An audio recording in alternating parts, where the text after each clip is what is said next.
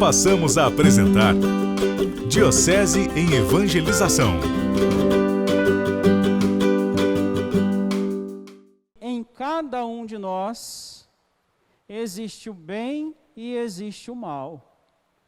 Quando nós somos abertos à ação do Espírito Santo, quando nós lemos a palavra e buscamos colocar a palavra de Deus em prática na nossa vida, e agimos com uma reta intenção, nos colocando no lugar dos outros, amando, sendo misericordiosos, perdoando, quando alguém nos faz o mal, nós estamos então sendo abertos a essa ação de Deus, assim como Pedro, naquele momento em que diz, tu és o Messias.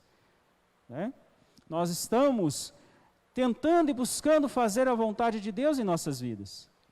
Agora, quando o egoísmo, o orgulho, a soberba, a autossuficiência tomam conta de nós, nós escolhemos viver uma vida longe de Deus, porque queremos agir por conta própria. E nós sabemos que todas as vezes que agimos por conta própria, nós corremos o risco de errar. Então, dentro de nós tem esse combate entre o bem e o mal. Constantemente nós temos que escolher, tomar decisões na nossa vida. Constantemente temos que escolher entre fazer o bem ou fazer o mal. Entre duas coisas boas, aquilo que é melhor para a nossa vida naquele determinado momento. E quem nos ajuda a fazer esse discernimento? O Espírito Santo. É o Espírito Santo que nos ajuda a ler e a interpretar a palavra de Deus, segundo a nossa história pessoal. Daí, gente, o porquê, quando escutamos a palavra de Deus, uns dizem assim, essa palavra tocou na minha vida hoje. Não, para mim foi aquele versículo. Para mim foi o Salmo responsorial. Para mim foi a segunda leitura. Por quê? Porque a palavra de Deus, ela tem esse poder de renovar todas as coisas e de tocar naquilo que é necessário ser tocado na nossa vida. Por isso que tantas vezes falamos assim, nossa, o que o padre falou foi para mim hoje. O que o padre falou foi para mim hoje. Aí você vai perguntar, o que o padre falou no coração de um é diferente do que o padre falou no coração de outro. E é a palavra de Deus que vai agindo dessa forma. Mas quem faz isso acontecer? O Espírito Santo. É o Espírito Santo que faz essa ponte entre o nosso coração, entre a nossa vida e o coração de Deus. Por isso que nós sempre, constantemente, devemos pedir que o Espírito Santo nos ilumine o nosso coração, ilumine a nossa mente, para que saibamos escutar a palavra, meditar nessa palavra, e essa palavra então nos fazer novos, nos sustentar, dar força, coragem, no momento atual que nós estamos vivendo na nossa vida. Jesus então fala, olha, é imprescindível que nós respondamos à pergunta de Cristo hoje. Quem é Jesus para mim? Quem é Jesus para você? Por quê? Aquilo que você responder a essa pergunta será aquilo que você vai testemunhar para quem estiver do teu lado. Se você experimenta um Deus que castiga, um Deus que não se aproxima, mas se distancia de você através do pecado, quando nós cometemos o pecado, você vai estar testemunhando para o outro que Deus abandona, que Deus castiga, que Deus quer o mal, que Deus escolhe uma pessoa e não escolhe outra. Por isso que é importante fazermos uma experiência sincera de Deus no nosso dia a dia. Por isso que é importante aprofundarmos na nossa fé. Porque se Deus quer o mal de alguém, Ele não é Deus. Se Deus escolhe alguém para viver e outro para morrer, não é Deus. Se acontece um sofrimento da nossa vida e falamos, foi Deus quem quis assim, esse não é Deus. Deus é aquele que no momento de sofrimento nos sustenta. Diz ao nosso coração, você não está sozinho.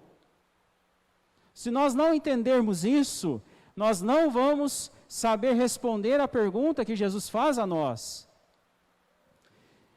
E é em base a essa experiência de Deus em nossas vidas, que nós vamos então cumprir os 3 passos que Jesus fala para podermos ser cristãos autênticos. Buscarmos a felicidade que não passa, buscarmos aquela felicidade que é duradoura, mesmo em meio a aflições, mesmo em meio a problemas.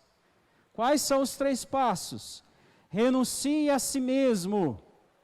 O que é renunciar a si mesmo? Renunciar aos excessos da tua vida, ao egoísmo que te faz pecar, porque pensa em si mesmo, ao orgulho que te faz querer ser melhor que o outro, à prepotência de dizer que só a tua opinião adianta, a opinião do outro não conta, né? Renunciar a si mesmo é você saber se colocar no lugar do outro, é pensar também que o outro tem uma vida e que tem necessidades. Segundo passo, tome a sua cruz. E como eu disse nas outras missas, muitas vezes pensamos que tomar a cruz é viver de cabeça baixa, é arrastar a nossa vida, dizendo, Deus quis assim, essa é a minha cruz. Nós percebemos a cruz como dor, como sofrimento. Meu marido é a minha cruz, minha esposa é a minha cruz, meus filhos é a minha cruz. Mas espera aí, será que é isso mesmo? Será que Deus nos quer sempre submissos à dor, sempre submissos à lamentação, nunca alegres, sempre tristes? Né? Então, abraçar a cruz, tomar a cruz, é olhar a tua vida, o teu sofrimento, a tua dor, através do amor. Porque a cruz não é sinal de dor e de morte, mas é sinal de vida e de amor. Nós sempre dizemos que o amor mais puro e mais autêntico é o amor que se deixa crucificar. Tomar a sua cruz é olhar os teus problemas e amar os seus problemas. E se sacrificar para que esses problemas sirvam de crescimento para você. É olhar para os teus problemas e dizer, assim como Cristo, inocente que era, se deixou crucificar para a salvação da humanidade, eu, no pequeno que eu sou, na pessoa simples que eu sou, nessa dor que eu passo, eu posso oferecer essa dor por uma causa maior. E aí me associar à cruz de Cristo. Porque a cruz só é entendida de forma verdadeira quando ela é entendida no amor.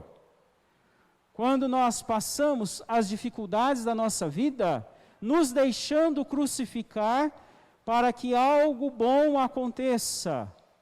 Mas isso é uma decisão livre, não é uma imposição de Deus.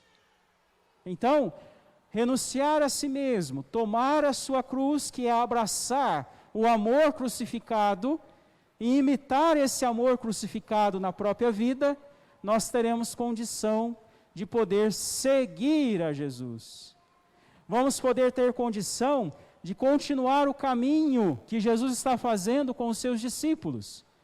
Porque dessa cidade de Cesareia de Filipe, ele então parte diretamente para Jerusalém, aonde vão acontecer aquilo que ele disse, as coisas que ele disse no Evangelho de hoje.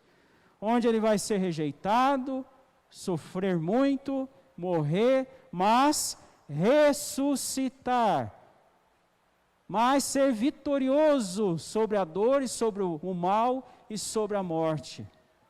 Então esses são os 3 passos para nós sermos cristãos autênticos, para buscarmos realmente aquilo que vale a pena, que é a vida eterna, para herdarmos de Deus esse reino que Ele está sempre anunciando a nós, em cada missa, em cada momento de oração que nós fazemos. Só assim, renunciando a nós mesmos, tomando a nossa cruz, seguindo Cristo, é que nós vamos dar importância e um real valor para a nossa fé, porque não vai ser uma fé morta, como a segunda leitura de hoje nos diz. A fé morta é uma fé que vive somente de escuta.